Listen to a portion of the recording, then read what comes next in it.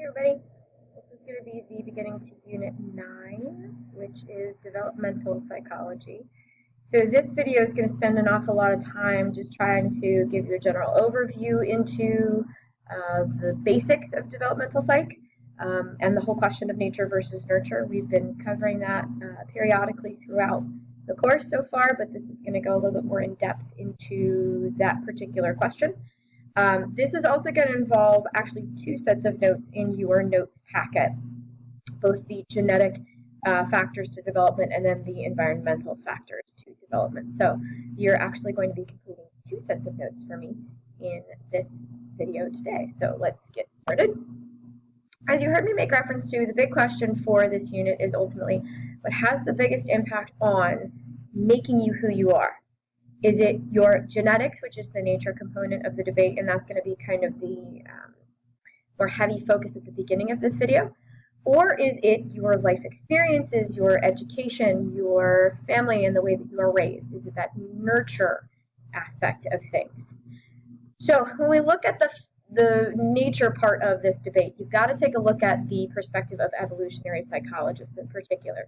We're going to do a couple of in-class activities to talk about some pretty fascinating tendencies and predispositions that we have in terms of our behaviors and our thought processes that many within evolutionary psych argue is genetically programmed into us for a very specific reason. Because for this group of individuals, all of us, humans, animals, whatever, any organism, we are kind of what they lovingly refer to as gene-producing machines.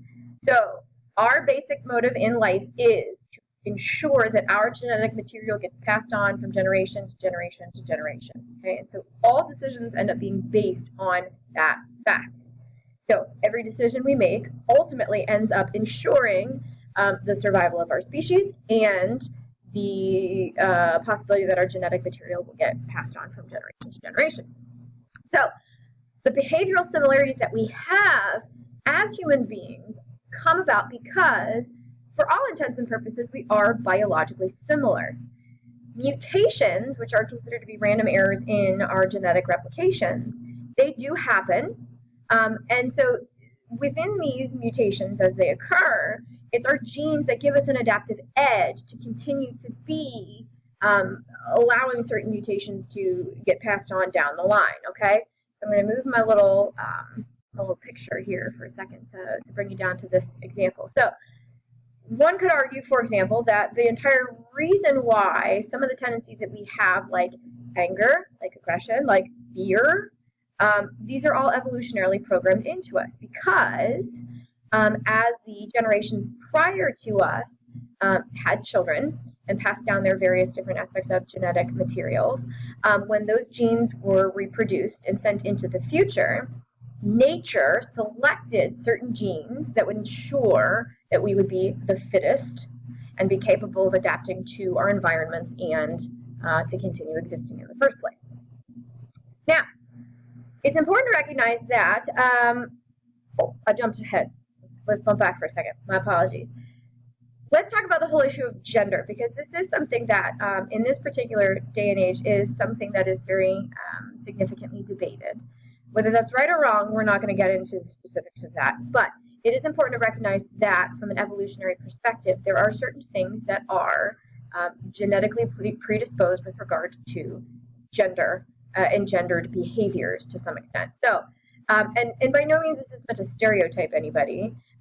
This is actually something that is put out there to kind of help explain, if you will, some of the mentalities that are present and explain some of the differences between genders. So let's talk about attitudes toward individuals that we want to be with in a romantic manner. Okay, so men typically have a more casual attitude toward sex in comparison to women. Okay, women tend to be more selective when it comes to sex, whereas men tend to be more prone toward, and I'm trying really hard to choose my words appropriately here, they tend to be more, ultimately they just tend to be more casual about it. They're not as selective per se. Men typically tend to be attracted to younger women. That's not always the case. Females tend to be attracted to men that are typically more mature, who are more well off, okay, or what we would call affluent. And evolutionary psychologists do believe that there's kind of an aspect of genetic predisposition toward this, okay? Because, and this sounds really odd to think of it this way, but it's an important way, or kind of a divergent way of looking at it. Women have to pair wisely, and men can pair widely. And you're going to hear me talk about this with some of the other activities that we're going to do in class to demonstrate evolutionary perspective. But compared to a woman's finite number of eggs for reproductive purposes, okay, so every time that you have a period, one of those eggs goes by the wayside, and after a certain point, you no longer have any more, and so ultimately then your capacity to be able to bear children significantly decreases as you age. For men can pair widely in that sense, because men can father children all the way up until the day that they die. Many of you guys are familiar, for example, with a guy named Mick Jagger. He was the lead singer of the Rolling Stones. He is quite up there in years. I think he's most certainly well over 80. He just recently became a father, which seems really strange to an awful lot of us, and we'll talk about the impact of norms and stuff like that in a little bit, that nurture component to gender expectations. But fathers really do truly have the capacity to have children well into 60s, 70s, even 80s, if possible. Women certainly do not have that. And so ultimately, evolutionary psychs would take a look at this and say, hey, this is going to explain some aspects of gendered behaviors with regard to developmental practices. Overall, it's important to recognize that evolutionary psychs say nature selects the behaviors that we demonstrate to increase our likelihood of sending our genetics into the future. So this is me saying this once again. So virtually anything within the field of evolutionary psych, that's going to be what it revolves around, that issue of natural selection, of DNA, passing down certain genetic material going on down the line, okay? Here's the thing. There are a lot of people who will critique evolutionary psychologists for the perspectives that they have. You heard me being very, very, very careful about how it is that I attempted to explain the evolutionary psychological perspectives from gender, to try to not stereotype. Because the reality is there are many within the field of psych who argue that evolutionary perspective on gender facilitates and actually perpetuates stereotyping. That in some way that it kind of reinforces those attitudes that men can be more casual about sex, in comparison to women, for example.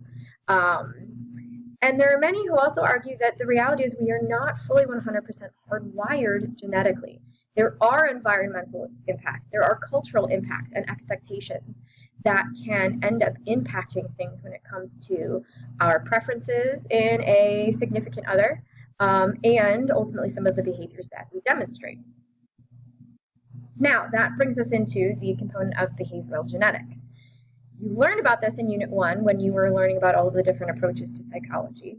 Behavioral genetics is going to take a look at nature and nurture. Okay, so they are kind of a combination of these guys. If evolutionary psychologists are all about the nature component, and for the most part, sociocultural perspective is kind of all about the nurture component. Behavioral genetics brings them both together, and if you use some deductive reasoning, you can kind of figure it out from just the name in general. So what behavioral geneticists take a look at is the power and the limits of nature, the genetics, and nurture, the environment, because within the field of psychology, we truly believe that it's not nature or nurture in terms of an answer to this whole big question. It's nature and nurture. Certainly there can be genetic predispositions to things, but the environment has to make it possible to facilitate those predispositions to come out. Okay, so behavioral geneticists are going to take a look at both of those components. They're going to use identical twin studies, separated identical twin studies in particular, because they are genetic carbon copies of one another. And they're also going to look at adopted children. Do those who are adopted, do they end up being far more like their biological parent or their adoptive parent? And kind of taking a look at those different kinds of dynamics. So twin studies are a pretty integral part to understanding what we know about developmental psychology in many respects.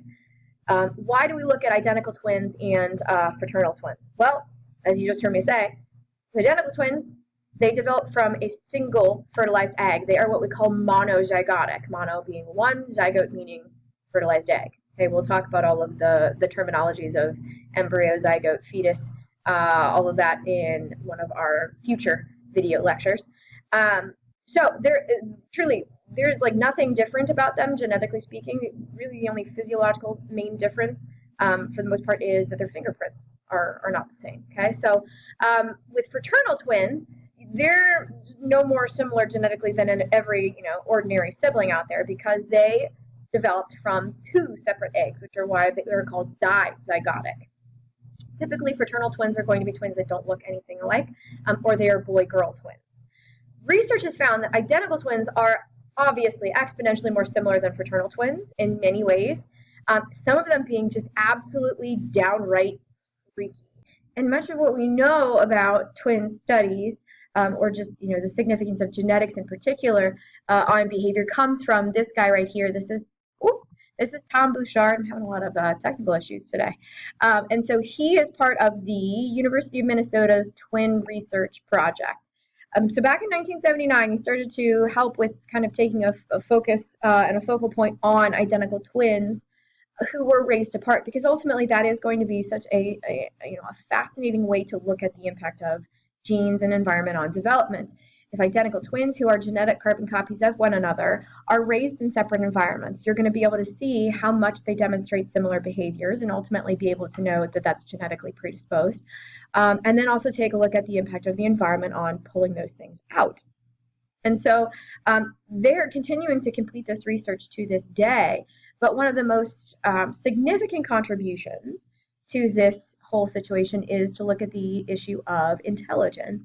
And we're going to cover this topic well more in depth when we hit Unit 11, because that whole unit is on intelligence.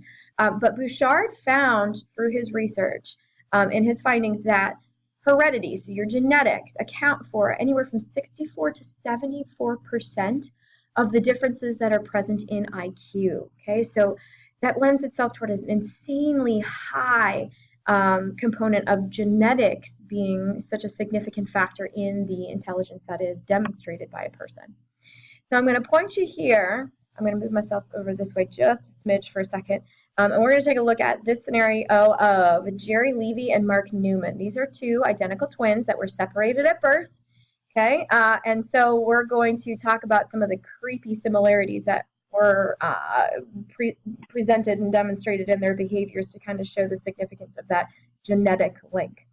So when they met, they had the same mustache, sideburns, and they wore the same glasses, which all seems like, for the most part, that would kind of be like a nurture-oriented behavior, per se. Levy has a degree in forestry, and Newman took a job trimming trees. So there kind of seems to be this interest in being outside, and in it's also demonstrated in the fact that Levy at one point installed sprinkler systems. Newman installed fire alarms. Okay, so they definitely have this aspect of being able to enjoy working with their hands to some extent. Both are volunteer firefighters. They like to hunt, fish. They both prefer John Wayne movies and Chinese food. Again, some stuff that you would think would be experience-oriented, which kind of shows a tendency and a predisposition towards not being the case. And both only drank Budweiser, and they hold the can in an identical way, which was pinky out. Okay, so it's pretty fascinating when you look at some of these scenarios. You'll see another video that I'm going to show you guys of some twins who named their dogs the same names, married women with the same names. I mean, they were very, very, very, very fascinating scenarios here. Okay, now here's the thing. Just because these twins demonstrate behaviors that are very similar to one another doesn't mean that those couldn't still be things that are nurture-oriented, because it's important to recognize that there can be similarities that are found between strangers, okay, who are genetically different and raised in different environments. Okay, many of you guys, for example, we've demonstrated this scenario where you've started to realize in interacting with some of the people that you have here in this class with you that have become friends that you guys have similarities, but you didn't come from similar backgrounds in terms of your family lives or anything like that. With that said, though, research does point to the fact that differences between fraternal twins are greater than identical twins. So that does indicate some aspect of a genetic link. So that's just something that's an important component to take a look at too. So there really isn't ultimately a deciding definitive answer to this issue, and because ultimately it's still being studied. Let's talk about adoption studies, because this is kind of an interesting component too. Those who are adopted, okay, their personality traits do tend to be more similar to those of their biological parents than those of their adoptive parents. However, it's important to recognize, again, we have this interplay of nature and nurture, okay? Parents do influence their kids in terms of the attitudes the children develop, the values they hold, their manners, aspects of their faith and their belief systems with that, and with politics as well. Adoptive children tend to score higher on intelligence tests than their biological parents. And so they also are more self-giving and altruistic. Could that be a scenario where, because their adoptive parents, wanted to bring them into their families and demonstrated a level of altruism themselves in doing that? Could that be that it was taught to their adopted children, and so therefore those were acquired behaviors that those kids learned? Absolutely possible. So really the whole point behind this is that there is some information that shows that there is a genetic component, certainly, but there's also significant interplay to nurture as well. So let's talk about this concept of heritability. Okay, this is not the same thing as heredity. I'd be very, very, very, very careful about paying attention to that, because you have both of these terms in your vocab. You are asked about heredity, and you're also asked about heritability. So be real careful. Heritability is the extent to which the differences that present themselves amongst the human population in terms of behavioral traits are due to the fact that genetically we are different. That's basically what heritability states, okay? It's the extent to which differences in appearance of a trait are due to the differences in genetics. The more inherited a trait is, the less heritable it is. Because what heritability is trying to look at is how traits are due to differences in genes. So if somebody is demonstrating similar behaviors through genetics, particularly in families, then the heritability isn't going to be very high, simply just because you're looking at those differences. So if you think about it in that regard, then it makes sense that twins have no heritability. Okay, it's zero practically, because the variation in their behavior can't be due to genetic differences, because they are carbon copies, genetically speaking. Okay, the difference between my personality and yours, on the other hand, is highly heritable, because we have different genes. We are not related, unless I end up getting somebody who ends up being part of one of my classes that is unfortunately very sadly related to me and shares some genetic material.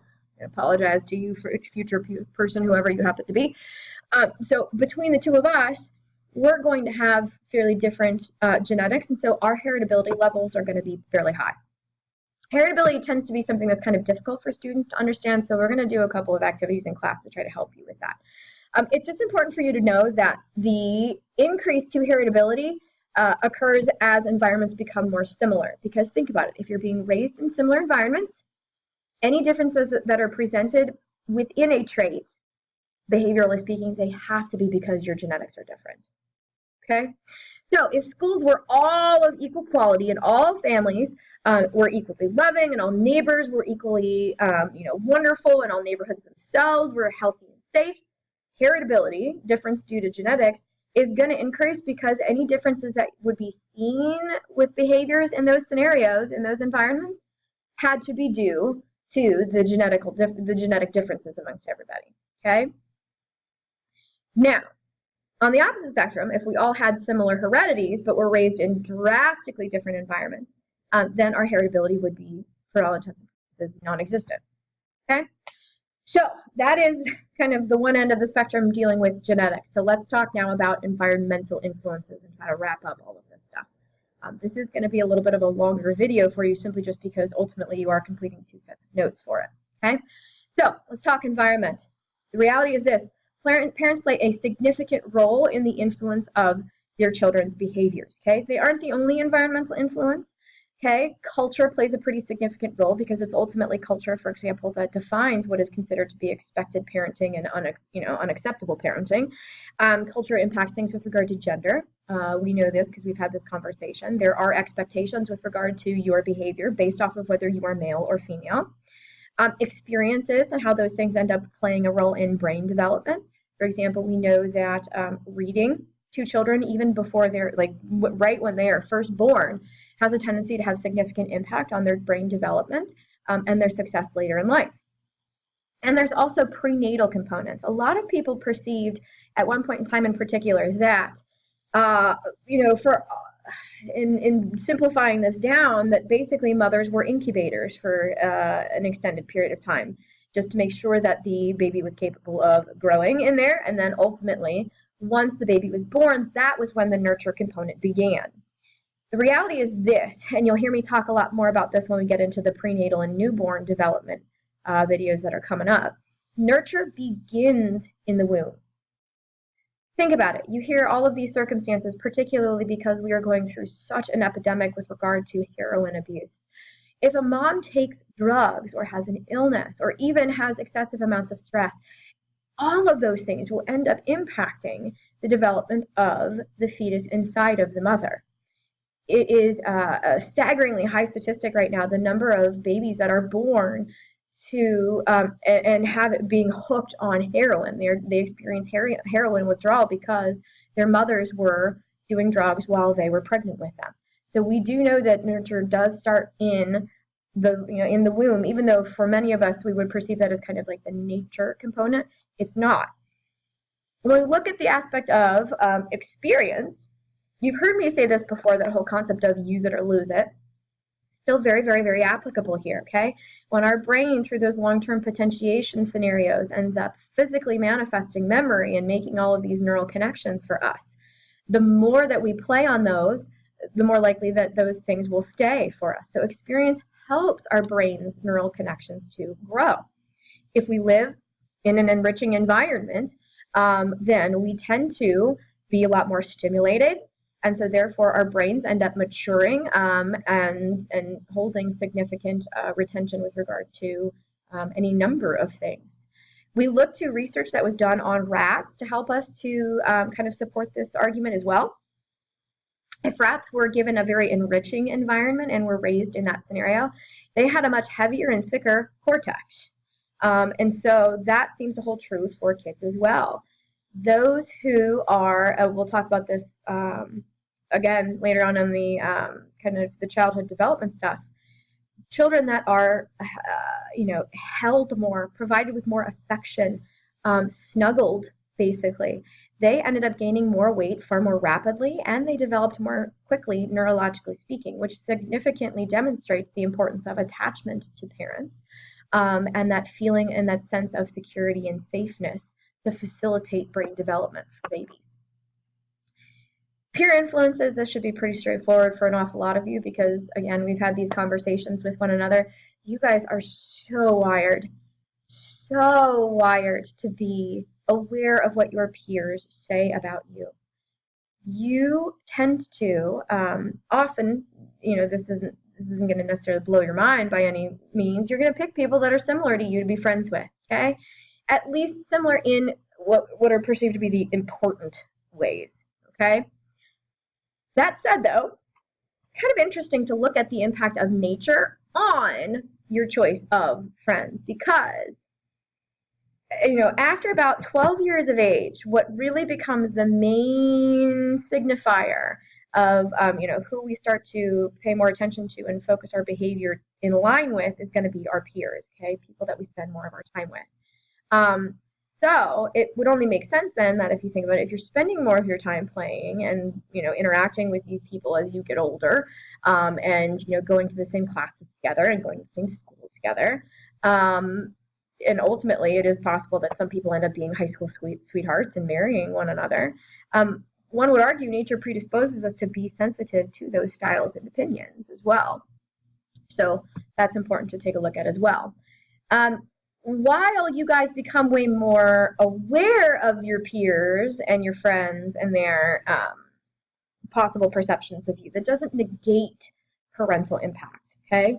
A lot of times we found that parenting and peer influences do seem to help complement one another to an extent, because it's going to be parents that end up impacting your ideas of the importance of education, for example, hard work, effort, responsibility, aspects of being, charitable and altruistic, how you would interact with authority figures. I mean, obviously, if your parents have more laid back style when presented with authority figures, you might not necessarily respond well to those. Sorry, that's my heater. I just moved and it sensed that. And then even your future plans, whether you intend on going to college or anything along those lines. Peer influences, on the other hand, are going to end up specifically impacting things along the lines of concepts like popularity, okay, where your standing is in comparison to others, ideas of cooperation, because the reality is, you guys have demonstrated this sometimes, if you don't like somebody or you're not really interested in engaging in someone, that obviously ends up impacting your cooperativity level, and so that ends up playing a kind of significant role as well. Move myself up again. So let's talk the importance of culture, because that is, to many, the defining aspect of the nurture-oriented piece, okay? And this is going to bleed into our discussion of gender, which is going to be the last part of this video. So culture is the behaviors, ideas, attitudes, traditions that end up being shared by a large group of people, okay? We know this. Cultures differ. Even culture here in Cincinnati is different than it is in Columbus or in Lexington or Louisville. Okay, even West Side culture is different than East Side culture. And I say this as someone who was born and raised on the West Side, but who lives on the East Side and is raising my daughter and my future children on the East Side of town, more than likely. Okay, so because cultures differ, that makes us all differ as well. And so you have to look to the significance of norms. Okay, the rules that are put out there for what is considered to be acceptable or unacceptable behavior. Okay. Problem is that different norms can tend to confuse us in some scenarios. You've heard me talk about this situation of the bubble or personal space. Okay, here in the United States, that's a big thing. In Europe, it doesn't exist. And so ultimately, that ends up making Americans feel really uncomfortable, and Europeans don't understand why we end up being uncomfortable about that. Okay, levels of expressiveness. Those also matter, not only within different cultures, but also with regard to gender as well. If you think about it, in traditional American culture, men are not perceived as being permitted to be emotional. Men are supposed to be more reserved. Emotions are typically reserved in theory for women. Women are perceived to be more widely accepted as being emotional. Okay, pace of life is different across cultures as well. If you go to Europe, there are many, many, many countries where they will take siestas in the middle of the day. So cities basically shut down because people have all gone home to take a nap. We just don't have that mentality here in the United States. It is go, go, go, go, go, go, go until you pretty much exhaust yourself. Okay. Now we'll look at some scenarios when norms cause some confusion in class. But we'll take a look at specifically ideas of a collectivist culture versus an individualistic culture, because that can play a pretty critical role in child development. In individualistic cultures, like Western cultures, like us, like the United States, typically European cultures are also going to align with this. We are all about the individual, singular person, okay? So we want kids to think for themselves, be independent, pull themselves up by their bootstraps and complete their set goals. Okay, so we are very, very, very individually oriented in that regard. In collectivist cultures, which tend to be more prominent in Asian and African cultures, the emphasis is on family honor and dignity. Okay, so if you shame yourself, that also ends up impacting your family. A lot of times when I share this scenario with students, kind of if you want to go by an availability heuristic here, a lot of times the connection that students make for this one is the movie Mulan. That ultimately much of that movie's plot surrounds Mulan's efforts to try to help her family, but the perception is that the efforts that she's going to are going to bring dishonor to her family instead. In collectivist cultures, they also tend to be more shy with strangers rather than very in your face or walking right up to you and meeting you. There is a higher likelihood of social harmony in collectivist cultures as well. So you do see a higher likelihood of conformity in those cultures as well, on average. There are differences that exist that's important to recognize. We don't want to stereotype that all Americans follow individualistic mentality or that all Asian cultures follow collectivist mentalities. There are similarities within cultures. That's very important to recognize, but there can be differences as well. Okay. Something else to keep in mind is that cultures change over time. Okay. Back in the 1950s, the United States was exponentially more inclined toward conformity than it is now. Okay. So some things change, like the development of email or smartphones. So ultimately that's impacting certain aspects with regard to behavior and development and stuff like that. We're going to talk about that an awful lot this unit. You guys are going to do a little bit of reading on how your brains, because you are the smartphone generation, have developed exponentially differently than, say, even my generation, just a decade older than you. There is more independence for women. You're starting to see, a greater emphasis of seeing women kind of climbing the corporate ladder, although it's, to many that's still few and far between. There are also some negative downsides in terms of cultural changes. For example, crime rates have increased, suicide rates have increased. We also have very high divorce rates than we used to. And a lot of those have varying different aspects of impact on not only the individuals who go through them, but those in their lives as well. Okay, and some of this can come back to a concept called a meme. Okay, this is not the meme that you are used to seeing on the internet. Okay, what we reference when we say cultural memes of developmental psychology, these are self-replicating ideas and on things like, basically it's just fads and trends, okay? Habits that are passed on from person to person. They compete to get copied, okay, so that's why they become fads and stuff. And obviously, the more likely they are to take on, it's because they get out there pretty quickly, okay? They can be good, they can be bad, they can be neutral, okay? But if you think about some of the, the memes that are out there now, some of the terminology that people use, what used to be from some generations to say awesome, or I remember growing up in the 90s, the big thing was like rad. That was the word. For you guys now, it's live or lit. Going above and beyond something is called being extra. Being a regular everyday person is being basic. Even just things like clothing, right? You guys wear, many of you guys, I see you walking around wearing the leggings that have kind of like the mesh cutout thing, or just wearing printed leggings in general. That's becoming, really, really popular. Crop tops are also kind of making their way back. And then you have the man bun, right? Guys have shaved heads to the side, but longer hair up here, and then they pop their hair up into a man bun. That's been becoming more and more common over the last couple of years. So culture does change over time. It's not stagnant. So last piece that we need to talk about is gender, okay? Naturally, there are genetic differences among the genders because ultimately it is genetics that play a role in creating the gender, okay? X versus Y chromosome. It's an important piece to recognize, okay? The Y chromosome is carried by the male, and so ultimately that is going to be the determining factor of sex. If you are XX, then you are female. If you are XY, you are male, okay? Now, that doesn't mean that gender is not nurture-oriented as well, because aspects to gender are socially determined.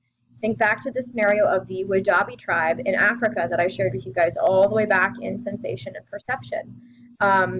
Basically what they do, to simplify it down in its most basic form here, they do a dude beauty pageant for the ladies, okay? Typically in our culture that seems kind of fascinating, because if there's ever been beauty pageants, it's for women, it's not for men. So when we talk about this aspect of nurture playing a role in gender, what we're referencing is that term gender roles, okay? These are expectations about the way that men and women are supposed to behave. They will vary across culture. They will vary over time. As you just heard me talking about, women were expected to, for example, stay at home.